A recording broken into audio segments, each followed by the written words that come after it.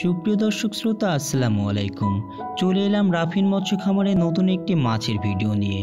আজকে দেখাবো mirror carp মাছের পোনা। অনেকেই হাঙ্গেরি বা কার্পু মাছও বলে থাকেন। শীতকাল আসতে না আসতে মাছ চাষি ভাইরা এই মাছের ধানি ও পোনা সংগ্রহ করতে থাকেন, কারণ এই মাছগুলো গরমকাল আসতে আসতে 5 থেকে 10 পিস কেজিতে তৈরি হয়। এই মাছ পুকুরের নিচু স্তরের মাছ। এরা ছোট অবস্থায় ক্ষুদ্র প্রাণীকণা খায়, বড় অবস্থায় জুপ্লাঙ্কটন, জলজ উদ্ভিদ ও কাদামাটি খায়।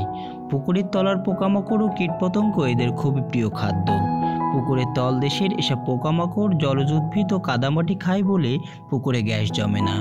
এই মাছ জানুয়ারি থেকে মার্চ মাসে একবার এবং জুলাই থেকে আগস্ট মাসে আরেকবার, অর্থাৎ 2 বার ডিম পাড়ে। এই মাছ খেতে খুবই সুস্বাদু, তাই বাজারেও রয়েছে ব্যাপক চাহিদা। এই মাছ অল্প সময়ের মধ্যে বাজারজাত করা যায় এবং রোগবালাই খুবই কম হয়। এজন্য আপনারা চাইলে শীতকালীন সময়ে এই মাছটি চাষ করতে পারেন। আপনাদের যদি জাপানি মিরর কার্প বা কার্পু মাছের পোনা লাগে তাহলে সরাসরি যোগাযোগ করুন রাফিন মৎস্য খামারে। এছাড়াও রয়েছে হোম ডেলিভারির সুব্যবস্থা।